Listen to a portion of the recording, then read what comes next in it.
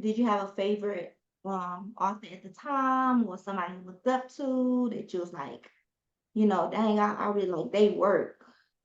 Absolutely. Like I'm from Queens originally. And so we had a famous area that everybody knows of, 165th on Jamaica Avenue. And there used to be like this African guy who would sell all the books on the table. And, shockingly, I met a lot of underground authors before they became big. Like Terry Woods was there, Shannon Holmes was there. There were so many people who would be there selling their book. And I would go every Friday. I would get off the bus from school and I would just grab, books. I had at one time 200 books just from buying from this guy, over 200 books.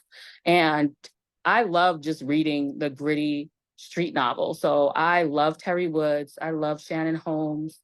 Omar Tyree, I loved him as well. I didn't like a couple of things after Fly Girl, so I was like really still loved him, but was really on the fence of like, okay, am I going to give that a shot? Because I hated the way the second book was. I hated it. I met Sister Soldier. I've met so much different people because New York is literally the mecca of where you meet everybody. If they're Yeah. not on Jamaica Avenue, they're in Harlem on 125th. So you're gonna bump into somebody. But those are my go-tos. But I would read anything, honestly. Anything that grabbed my attention, anything that had like a flashy cover, or even just meeting the author and just talking to them and like, all right, I'm gonna give it a shot. I would read anything, but Terry Woods was definitely my top. Shannon Holmes was always also there, and Omar Tyree. Those were the three that I was always reading, no matter what. I think I got some Terry Wood in there, some Carl Weber in there. I got some OGs in there too. Mhm. So yeah, I like they. I think they be on social media now. They do every now and then. Like Omar Tyree, I know for sure last year he was heavily on Facebook because he was talking about getting Fly Girl adapted to a movie. I have no idea what happened to that. Shannon Holmes was too when he was promoting to Be More Careful, becoming a movie, which it eventually did. Terry Woods, not so much. Like I haven't seen anything from her on social media in a long time. Okay. So, how many books do you have in your catalog? I have currently now, including anthologies and collabs, I have 20 books. That's really good. Yeah. So, did you think it was gonna like blow up like that, and you feel like, okay, well, once I write this, was you like, I'm gonna write one book, or was you like, nah, I'm trying to dive head first into this? No, I was really honestly like my whole goal was before I turned 30, I want to have at least a book out. And then from there, like I signed a contract with the publisher and I had a certain amount of books that I needed to have out before my contract was fulfilled. And so once I finished those rather quickly, and I'm like, you know what, let me try indie for a little bit. And I Yeah. was independent. And it's just like thoughts. Things just kept coming. It's like when you're an author, it's hard to turn off your thoughts and ideas. It just grabs at you the weirdest time. I could be sleeping at 2 in the morning and I have a whole plot with character names and visuals in my head. I'm like, okay, I need to write this down. So once it, opened the door of dropping book after book, I'm like, you know what, maybe I can do that. And so I did it for a little bit. I did stop twice. I decided to go to grad school because my first passion is writing, but I also am a special education teacher. And so I took a back door. I'm like, you know what? Let me get my master's degree. And after I Yeah. finish that, let me see what happens. And then I ended up getting pregnant right after I finished my master's degree. So I was on hold another year. So I just got back into the gear of things last year. And so from last year, I'm like, okay, I'm not taking any breaks anymore. I'm just going to keep writing and let's see what happens this time around. Yeah. So, how have you been enjoying your indie journey? I love it, honestly. Like I do. Like I'm always for like I have so many author friends and I tell them all the time because a lot of them were, preaching, I'm gonna stay indie, I'm gonna stay indie. But once they started seeing the cost of everything, they decided, all right, let me go to a publisher. And I did that before going back to indie for the second time. And it just didn't work out for me. Like I won't even say we just didn't mesh with each other. And that's okay because Yeah. sometimes it takes you yeah, sometimes it takes you finding out your own path, your own way. And so that situation really put the drive in me for me to say, you know what, this Indie 2.0 journey, I need to really take it serious and I really need to be consistent the way that she was trying to preach to me. And I couldn't do it because I was high risk, I was sick, I couldn't hold water down. So the last thing I could do is open up the, my MacBook and try to write anything. So I'm like, I'm gonna take this seriously. And I have been doing ever since. Like I've been dropping consistently and I love that for me. That's good. Congratulations. And I hope Thank this you. this time around it's like that's it. You own that indie journey, you doing it and it's successful. Because Thank I mean you. indie is important. Like being signed to, I think that's what you're supposed to do as the go-to. That's supposed to be like the first thing, or one of the things you do to kind of learn the skill, learn the industry, learn the business, learn the craft, things like that. And then like if you want to stay signed, fine, but is the goal to stay signed or the goal to try to do it yourself and see how things go? And just, they just like, I'm gonna just stay signed. That's, more my speed. But some people get in it and they sign with a publisher and they like, I just want to learn the business, learn the craft, learn what I need to work on, things like that. And then maybe next step for me is eating. So Yeah, it's scary. It's scary being in. it And is. it's costly. It can get costly with some things, and that's why it's important. Like learn those skills, network, see who you can talk to, and try to add it in. Like take up some things that would help. Yeah, Yeah, because once you get the editing part, you get in the business, and you just gotta worry about promotion and stuff. So, absolutely. yeah. So, how do you come up with the subjects of your book? Honestly, a lot of them is just like I think of different scenarios. Like New York is such a colorful place as it is. You can turn on the news channel 12 or channel 1 and there's something crazy happening and that definitely could make a good book.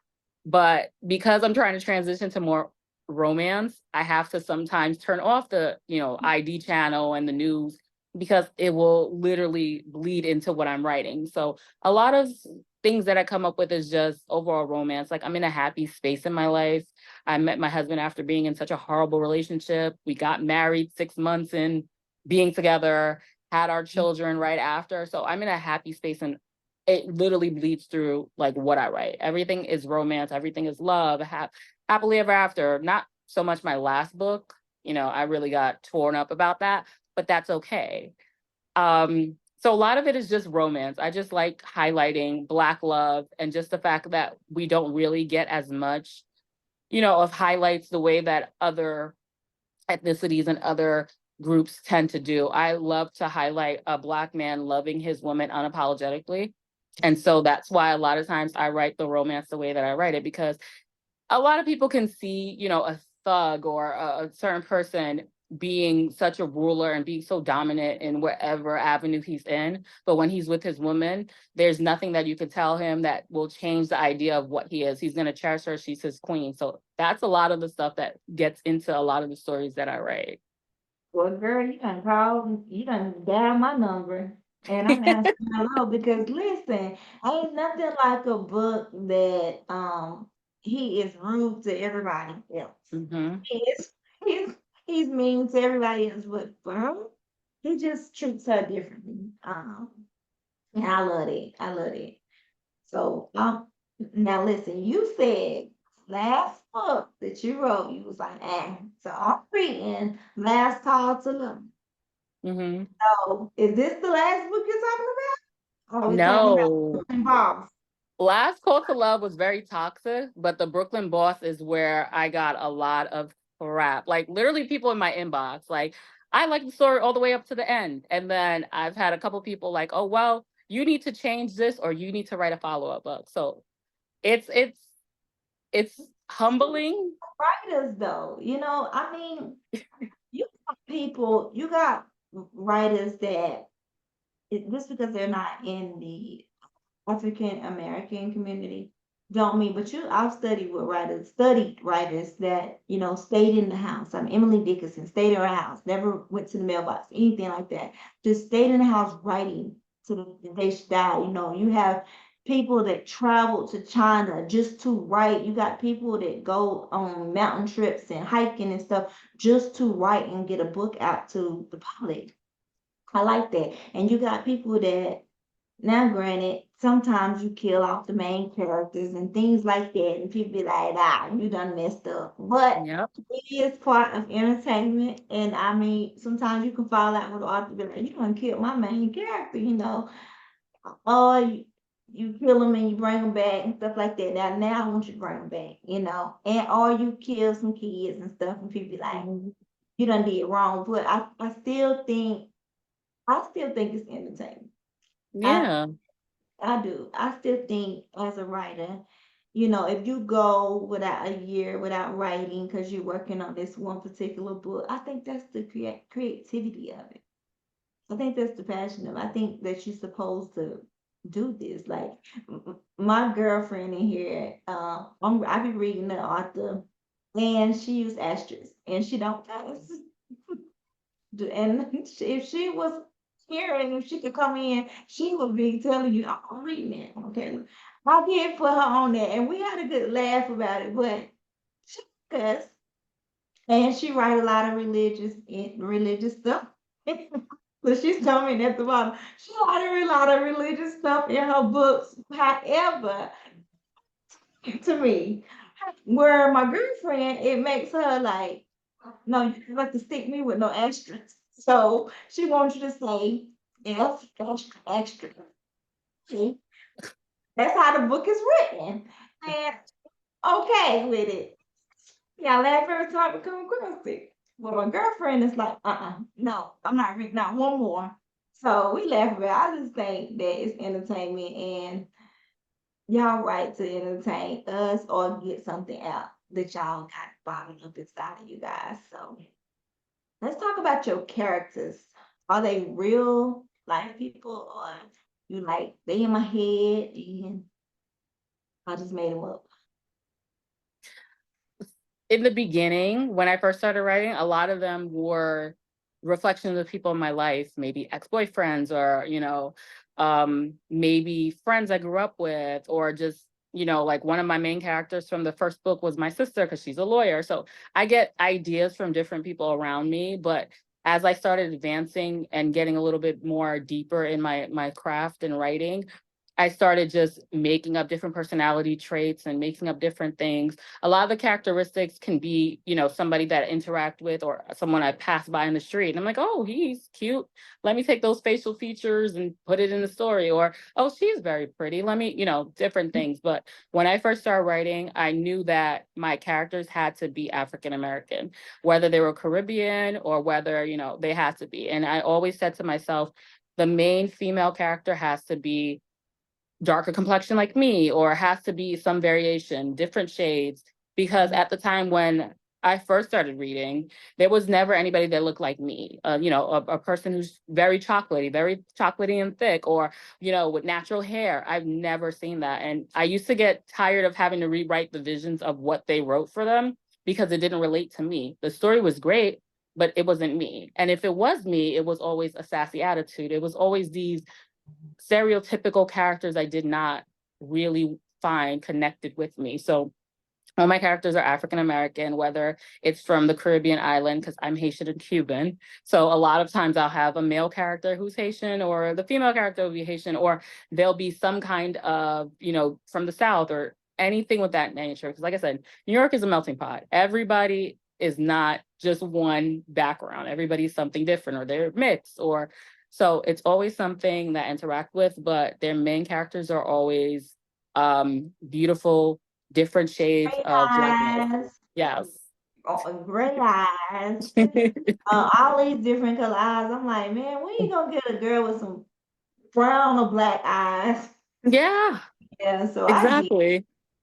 I get that. And will you always write African American or will you go into, biracial or will you do another book or you just kind of Well, I won't say like I won't entertain it. Like my husband is Spanish descent. He's from Honduras. So eventually I'm going to tap into that because that's our love story. But I'm not opposed to it. I'm just not entertaining it right now because right now I just enjoy the color that I can get with just two African Americans right now. But eventually I will, walk into that maybe mixed race or maybe Spanish descent eventually, but I'll eventually tap into it. Okay, that's good. That's good. No, that'll be interesting too. I mean, interesting, right? Because you got to get all of his backgrounds, all that stuff to be able to put it. Hmm. Um, now what genres you write in? Right. Okay. All right. So I've written in urban romance, urban fiction, and urban paranormal. Okay. Okay. Now, what genre haven't you written in but would like to? I really want to do like erotica. I really do. Like I've been having these ideas tap into my head. I just can't find like what would be a nice spicy cover that my mom won't kill me about. Cause like my mom's very religious. Like she loves saying I write, but she doesn't like what I write. And she says it all the time. So I have to find something that's a happy medium because my mom's going to support. She comes to events with me. She's literally bringing people to the table. She's giving flyers, but she's not going to do certain things that is against her religion. So I have to find something that's a happy medium. And then once I do, I will tap into that genre. Okay, okay. You know, with erotica, it can be, I mean, you thinking just intimate scenes, like back, back, back, back. But if you play it, it can be played different. It can be played in different ways. Um, I think, I mean, this one particular book. I mean, it was just like it was an erotica, but he was just more so peeping Tom. And then the other one was just it was so weird, because you can play it different ways. You can play it, Mhm. um, you know, stripper. You can go there, stripper all the way to porn. You can go, you Yeah. can go with erotica different ways. However, yeah, you have to have all these intimate scenes in there. And I don't like eroticas that are overly um too much, like overly sick. It's so much. That's all you get. And I can't get the storyline because you think erotica and you think some people think erotica and they just want to write all these intimate scenes and then they lose you because they're not writing the story.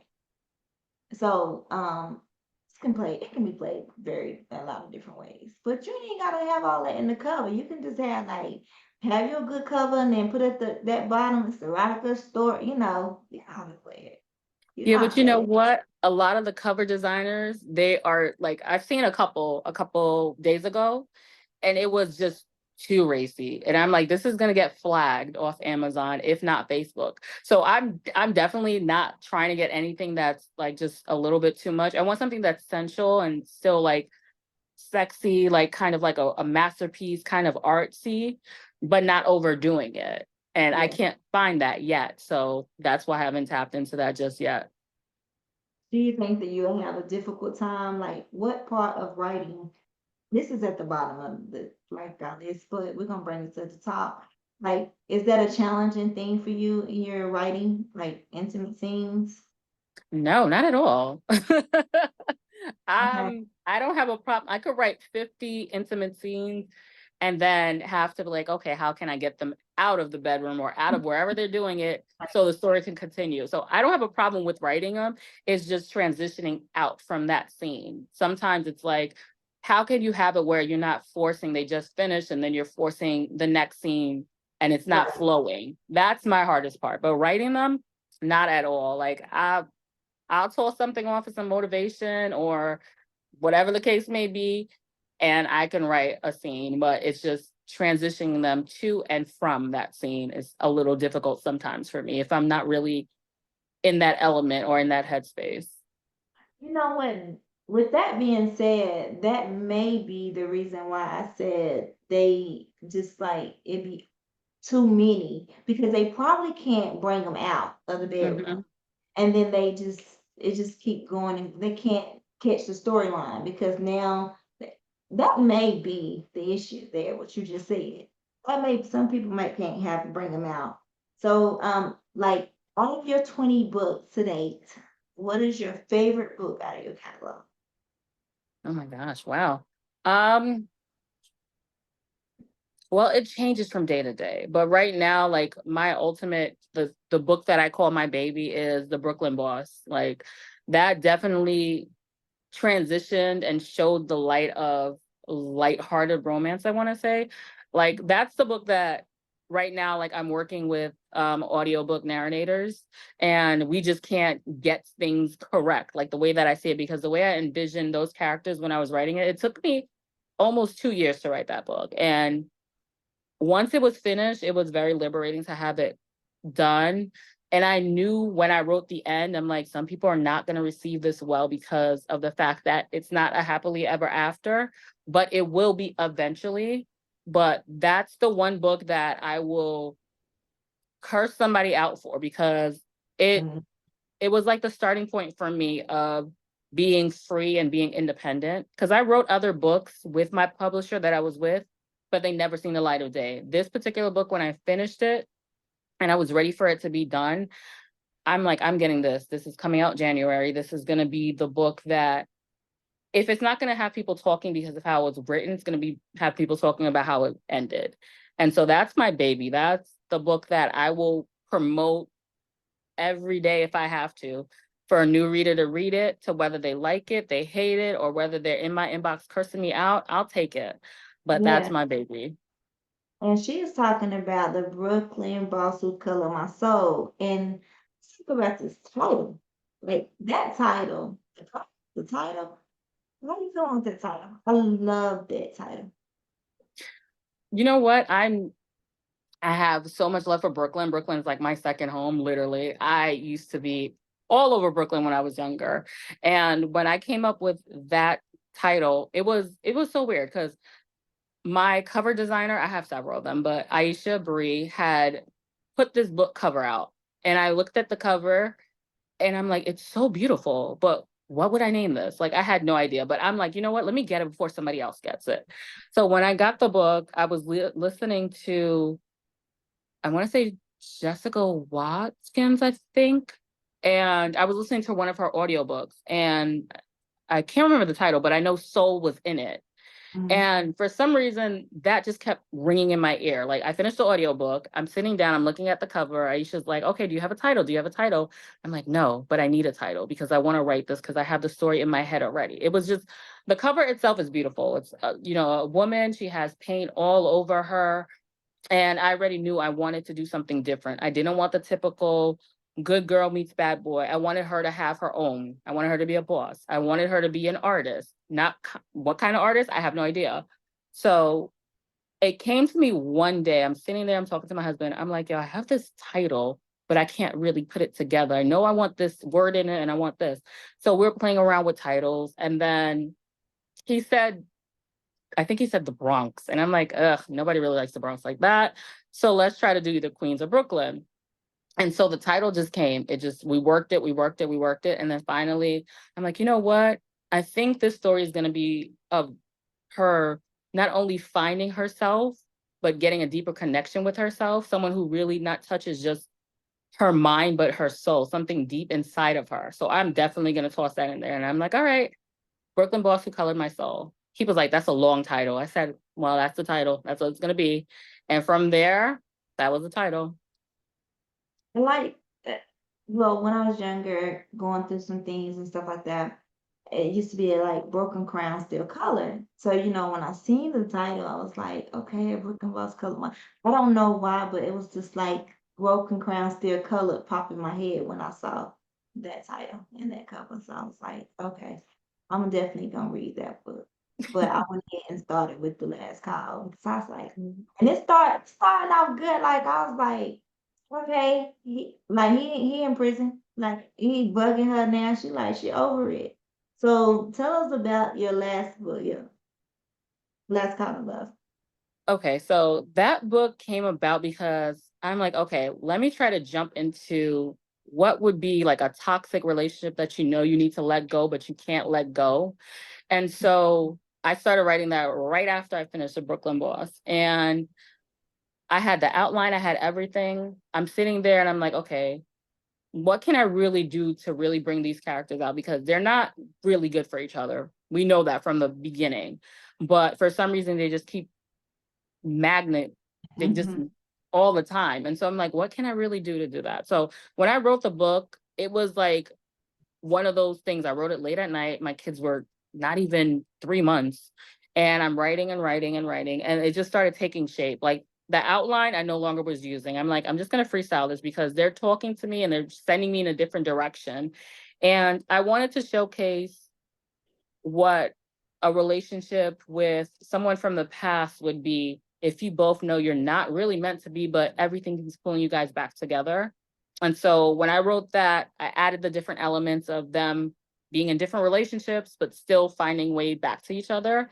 And so once I got towards the end, everything came together. I reread it. I'm like, okay, it's either going to be well received or it's not going to be. But at the end of the day, I'm going to believe behind what I wrote.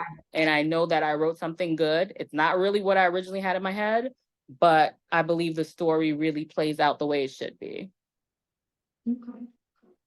Now, recommendations. Like, I am the one that I like the toxic love. I like the mean guy that likes the, mean to everybody else. Of course, rude, obnoxious, everything to everybody else. But to her, he loves, he just loves, but he kind of still crazy. What you got in your Mhm. cut out for me?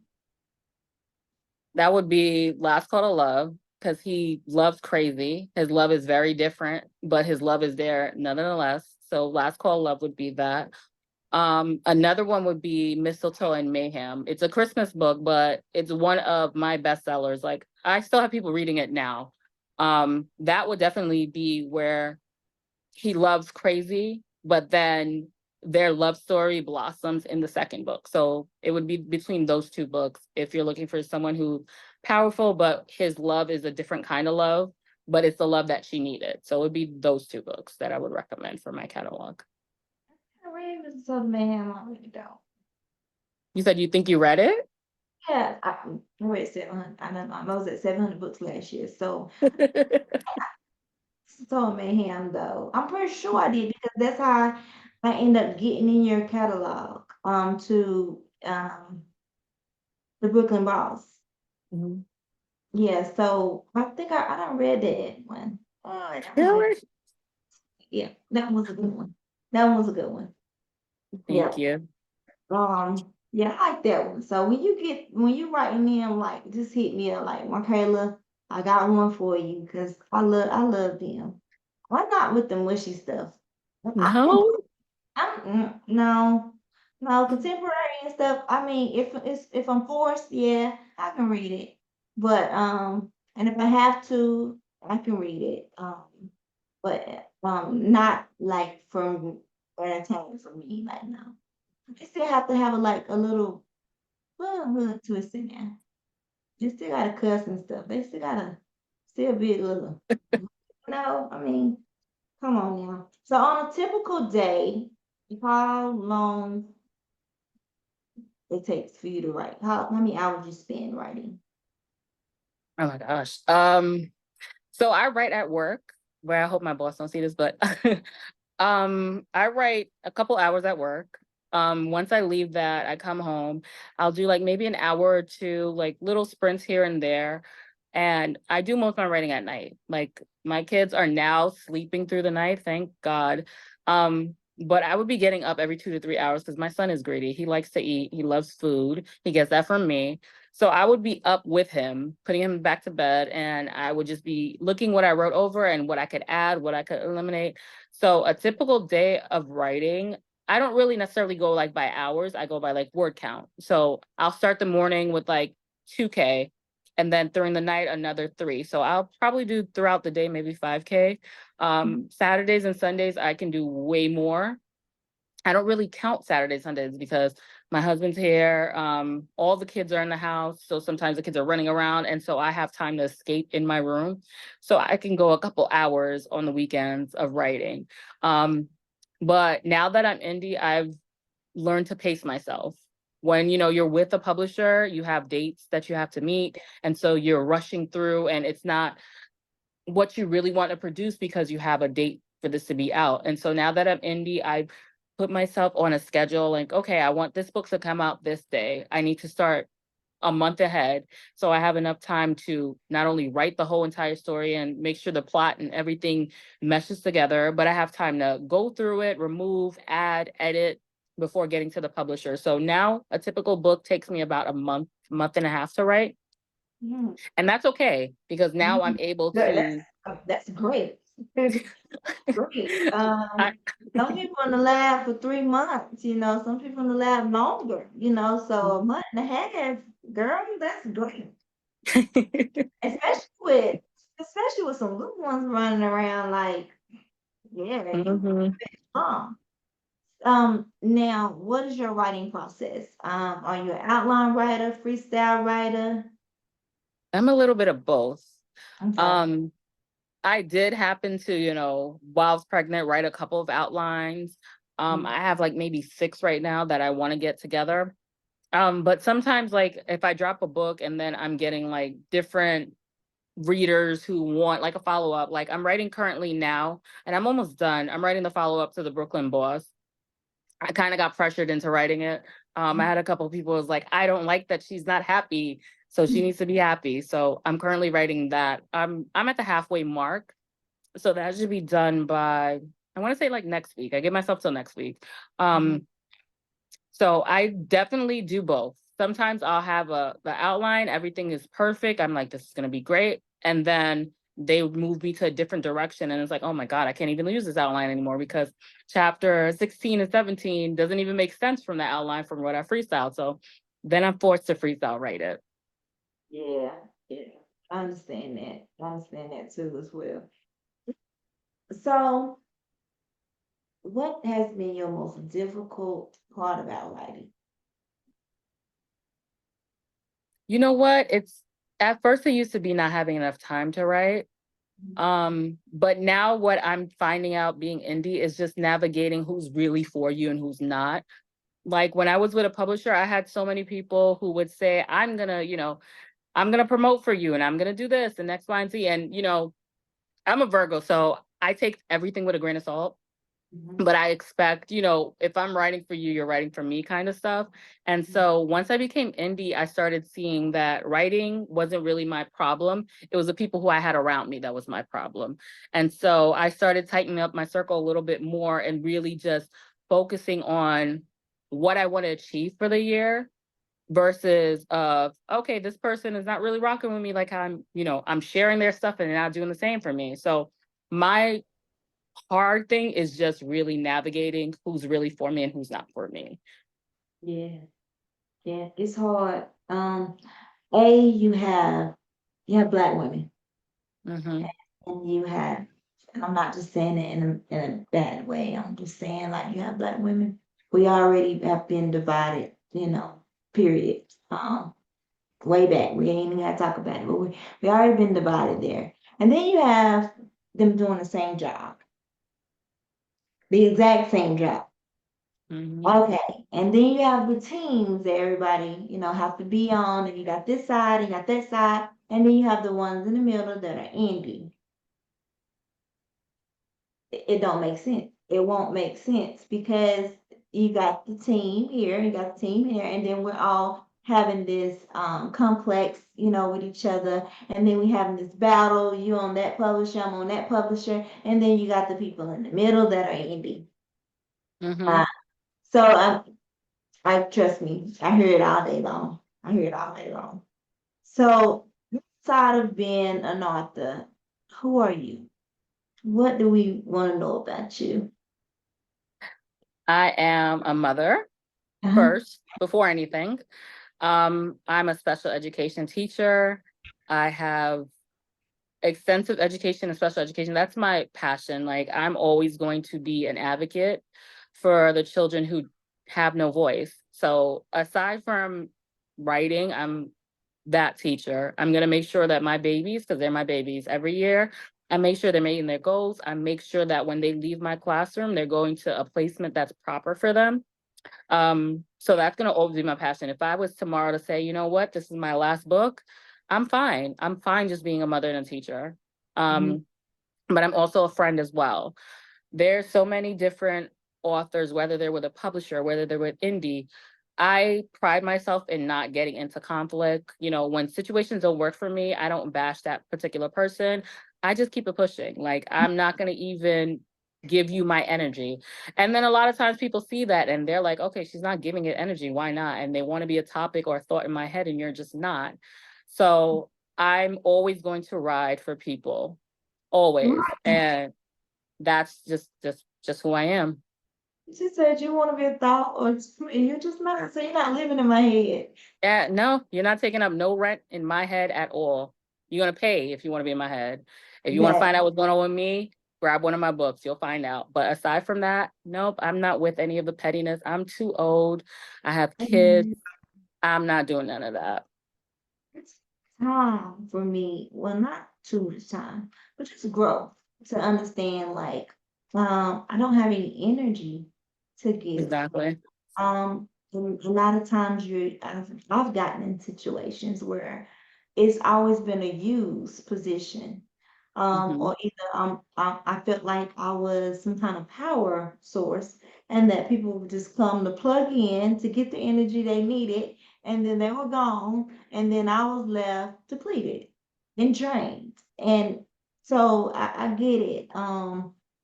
But I was like, God, why you keep putting me in these positions to be Hmm. in the shoes position? And Yep. and I be like, it's so draining. Like, who is gonna fuel me when I don't have any more energy left? So I've learned to pour out what I can, and then when I'm over it, I have to save and reserve the rest for me because I gotta fill back up because I cannot keep giving that. I was giving so much energy out to where I was drained, wiped out. Like, and so I do these interviews for you guys. I, do stuff behind the scenes for you guys, and I'm like, this this is not a paid thing. This is me enjoying life, um, and end up being disabled, having a whole story with that, and having a whole life, born with a rare disorder, having to deal with life, and I found no peace in my life, and I was like, this is not. I loving my job at the time, and just having to come off of it because of my health, and I'm like. I did not get a degree to be out of my job and dealing with health and dealing with your mental and all that. So I was a huge, well, I still am a huge advocate for mental health. And I used to work with mental health clients before I went to job. But I love elderly and I love mental disabled adults. I have more patience there. Because I just think the adults get left behind where more people have Hmm. more tolerance for the child, they have less tolerance for the adult. So I like elderly people and I like adults. So that was me, and I just felt like I met so many people that was battling internally, and then God kept giving me all these people that had depression, anxiety, and had bipolar, everything, and giving them to me, and they was tapping into me, and I wasn't reserving no energy. I was giving out, giving out, giving out, and I had to stop and be like, I can't help this person if I give everything to this person. So here I am today doing these interviews for you guys every week, and I enjoy it. It gives me life. It gives me something to look forward to. It don't happen but once a week, and I just enjoy like seeing you guys where you started, what you're doing, and like cracking open another person. Because to me, it's kind of minus psychology. So I want to know why you write this. What you writing this book about? What Hmm. like right? Who started talking to you? I want to know. So it's kind of like we entertaining each other. So yeah, I enjoy it. So how has your journey been so far? It's had good days, it's had bad days. It started in 2018, and with that publisher, everything was fine until I started noticing different things I didn't like. And I'm very vocal. It's the New Yorker in me, it's the Caribbean me. My mother has instilled in me, like, if you feel something is not right, say it. And that situation didn't work. However, Dust Myself picked up, did indie, but it's been such a roller coaster because you have highs and you have your lows. And sometimes, when you're in your thoughts and you're writing and you're like, can I really continue with this because I'm at my low right now? And a low can be for me like, okay, I just dropped this book it's not getting as many reviews as I thought it would get, and I really thought it would be there, and it's not. And so you get in your thoughts, and you're like, well, maybe I shouldn't drop another book. And then you have your highs when you're like, oh my gosh, people are reading this. I'm getting reviews. Like, I'm getting a lot of reviews, or people are still reading a Christmas book that I dropped last minute. Like, I'm getting more reviews on this Christmas book than I'm getting, but people are talking about it. And so you get that high again. So it's definitely been a journey. It's not an easy thing. Being an author, you have to take the good with the bad. You're going to have people who hate everything you write, and they made it their mission to give you 1 to 2 stars with no real review. And then you're Yeah. going to have people who love what you write and are eager for whatever you're dropping, whether it's in a genre they don't like, or whether it's I'm waiting for that release. So it has its highs and its lows, and it's rewarding some days, and some days you really get in your thoughts and in your head, and it can really, destroy you. Like, your Yeah. self-esteem, your confidence is low, and you're at your lowest because you're like, I know I write good. I just need to find my audience. And it's like nobody's really giving you a manual, like, what is my target audience? Like, who am I trying to really reach? And it's so difficult for you to really find it. So, a lot of times us indie authors, myself included, think that, okay, well, if I drop a book every month or every 3 to 4 weeks, my name will keep circulating and eventually something will happen. So you get a lot of thoughts like that. And then you're right. I have one that kind of had that same thing. Like, let me drop every month. Every month, I need to drop to get my name circulated. And I'm like, this is no longer creativity. I had to Mhm. like tell her, I was like, this is no longer creativity. Now you're forced. Now you're working. Like, you're like, this is a job now. Like, it's in writing to me, it is a job, but it's supposed to be creative writing. And if you're like, and if you're pushing it like that, are you giving good quality writing and good quality work? Are you doing that? And then fun with this. Are you enjoying this? And like, go back to why you started. I used to tell her all the time, like, why you started. She was like, to just get out my head. I needed to get out my head. I was dealing with some things, dealing with some trauma, dealing with some things. I needed to get out my head, put it to pen, put it to the. And I was like, well, right now, we're chasing, like, we're speeding, like, we ain't even choo-chooing. We like zooming because we're going through one book, two book. And by that time, we had 3 books and the series has dropped within a month. And I'm like, we're not even, because you're fighting against trying to make sure your name is still out there. Mhm. Where maybe it's not that, you may need to start looking, promoting differently, and putting maybe the extra funds that you may get a little couple dollars on the side to the promotion side of it, or seeing about, or looking at some people that can drop in some more great reading groups, or can do some more live reviews about it or something like that, because now we're racing and now we're not having fun. I'm not having fun helping, you're not having fun writing. So I get it there. And then when you get with a publisher, you have their audience. So you have, you take on some of their readers. So you're on their roster and they give you get some of their readers by like that. Mhm. Leave, it ain't like you fall off the face of the earth. I be like, you just left their reading group. Ain't like you fell off the face of the earth. But some readers are, they difficult. But when you find your audience, that's all you gotta pray about. It's finding your audience, finding where you belong and what you, because sometimes your people might not be on Facebook, they may be on Instagram. Your people may not be on Instagram, they may be on TikTok. They may be, you can't just stick to one platform. So don't like that. And don't let reviews get down. I mean, reviews, they are just that. Sometimes they not even reviews, they're opinions.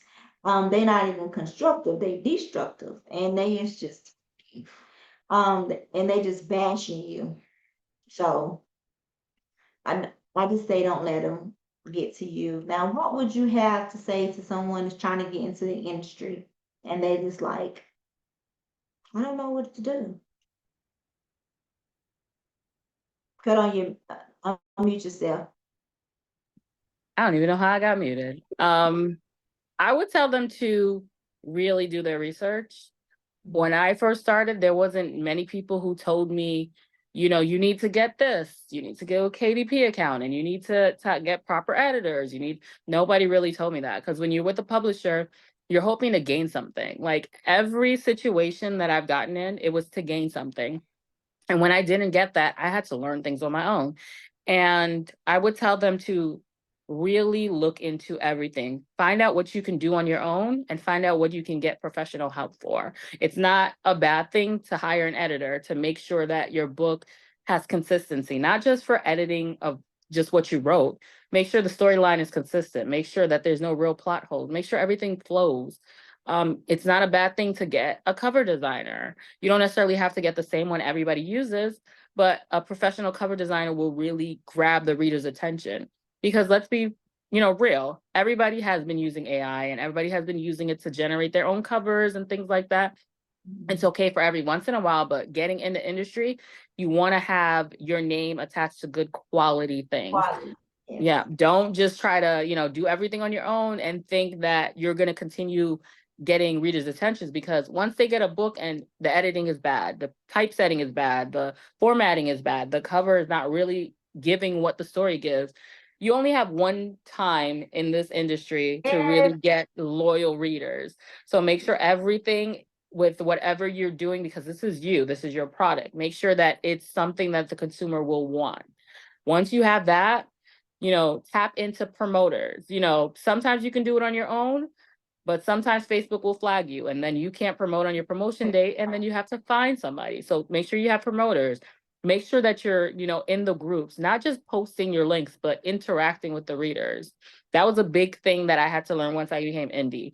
Be very humble and interact with the readers. Nobody really wants to see a nameless, a faceless person. Everybody wants to be knowing who this author is behind it. Like just promoting and not interacting is not enough. And then also be mindful of who you keep in your circle. Not everybody is for you. Not everybody wants to see you win. So you may get in a situation with a publisher and you noticing the publisher is not doing everything they said they were supposed to. And now you're locked into an 8-book contract and you're miserable and the passion for what you had is no longer there. So make sure every situation that you get in, you're gaining from it and it's a situation that works for you. I would also tell them, being indie or whether you're indie or published, make sure that you have a say in what is being put out. Because what I had a problem with my first publisher, when I wanted to do paranormal, I had the story in my head. I was already writing it. I was almost at 30K with the book, and I knew it was going to be something different because at the time in 2018, 2019, there wasn't too many African-American paranormal romances. And I begged the publisher, please, let me just drop this. Mind you, my contract was almost done. That would be extending the contract. And the words that he told me was just so shocking. Like, nobody wants to read, paranormal and this and that. And when my contract was finished and the book was done, I got the cover that matched the story. I got the editor to do it. And I'm like, you know what? I'm going to drop this indie and let's see what happens. And that book stayed on the chart consistently for 3 weeks. Went to number 1, then to number 2, then to 3. And then it was side by side with Natavia's book and Jade Royale. Literally. And this was a book that he did not want anything to do with. So if you have an idea, stand firm on it. Stand 10 toes down on it. And just know that your idea is going to resonate with somebody. And if it doesn't, it's okay. You have time to think of what you can do different the next time. But definitely get the proper help with everything, promotion, covers, edits, and align yourself with people who are not only going to breathe life into you and believe what you write, but are not going to have any malice in their heart when you do become where you need to be. Well, let me tell you, at the end of every interview, I ask about the gems, and I don't think nobody done dropped gems that heavy. I don't think the bag being that full of gems that you just dropped. I don't. Um, and that was speaking from experience, speaking from the heart, speaking your mind, major keys. I mean, organs out here. Yes, like you drop gems. I don't think I don't think nobody has dropped it on people like that. And I appreciate that. That is definitely the rawness of you because it's like, listen, do your homework. Mm-hmm. Like do your homework. So yes, I this interview has been very informative, chilling, vibes, meet the twins.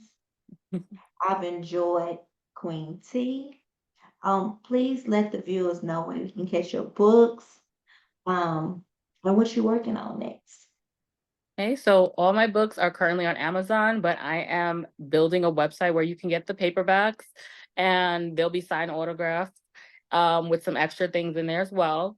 I'm currently working on two things. I have a collab effort with my best friend, and it's so weird because we met during my first publisher and have been friends since. We have a short book of stories geared around Mary J. Blige titles, and so that's dropping this month. We're at the end of the game finishing. It should be going through the editor by Monday, and so it'll come out sometime this month. No date right now, but it's coming out. And I'm also working on the follow up to the Brooklyn Boss, and that's titled Satisfy My Soul. And it's finally giving Indigo her happily ever after. It's definitely full of a lot of twists and turns, but I promise you there's a happily ever after in this, and she'll be put to, rest for, everybody who was not too happy with her ending. She's getting her happily ever after. And when is your next paranormal? Well, I'm working on that right now. So my next paranormal should be in the next 2 months or so. Okay. I've had like this plot for this one for so long. Um, and so I'm working on two of them actually. One is a retelling of Beauty and the Beast, but it's totally different. It's not the typical Disney Beauty and the Beast. It's Mhm. around a playboy, and you just have to see it. And then Okay. the second one that I'm writing is a paranormal, but it's also the trope of kidnap and eventually love kind of thing mixed Yeah, in between. kidnap parent love and interest. Yes, Mm-hmm. I love that. Before we let you go, we are definitely gonna play the game with you of this or Okay. that. Okay. So I play this game with all the authors that come on. I like to give you, I'll say this or that, and then you tell me which one you like, and then it get a little interesting at the end. Okay. So this or that, corporate boss or kingpin. Corporate boss. Corporate boss. Tell why. It's a different kind of thing you can do with a corporate boss. It could either be like that grumpy boss who Yeah. needs someone to really open his eyes, or it could be a corporate boss who has like some secret kind of fetishes in the And she is. Oh, bedroom. all So right. so that's why I Well, say corporate boss. stuff gotta be like really, really like a big thing in corporate world because they have some crazy fetishes. They be in the underwear. Mhm. Yeah, they be. This or that, friends to lovers or enemies to lovers. Ooh, I love enemies to lovers. Me too. Me too. Me too. Hmm. They say friends to lovers can be tricky to write. Hmm. It But can. yeah. All right. All right. Trope. This or that. Secret baby or baby mama. Secret baby. Yeah, secret baby. Yeah. I ain't gonna do okay. Well, okay, here we go. Trope. This or that. Kidnappers turn love interest or marriage for convenience. Oh, that's a good one. Uh-huh. Let's do marriage for convenience. Yeah. Hmm.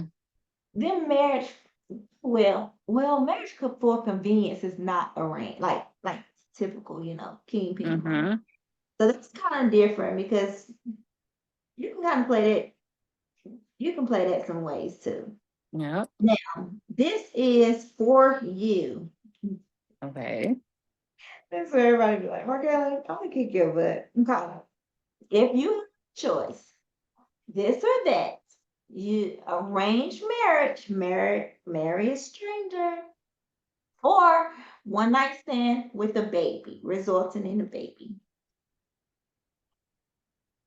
Hmm. I like both of them, but I'm No, gonna this is for you. for Like, me, yeah, for yeah. So you would have to pick one. um, No, I'm not gonna do the one night stand. One night with stand. the you know what I'm saying? Yeah. I would do one night stand because marry at least one night stand is like my kid, and I would eventually end up, liking. But Yeah. marrying a stranger is just too weird for me. Like I just can't. Like that would be annulled the next day when I wake up. Well, Queen T, I have enjoyed you. Thank you for coming on. We're gonna pause right here, and you guys, please like and subscribe, and please check out Queen T catalog on Amazon as well. And she'll be getting her website up to you. She's also on Facebook, right? What other social media sites they can follow you on? I'm on TikTok as well. I Okay. don't update as much as I should because I use it to, browse around, but I'm also on TikTok and I'm on Instagram as well. And again, guys, this is MarKela between the pages, and we have author Queen T. Please hold on, and we'll see what the viewers have to say. Bye.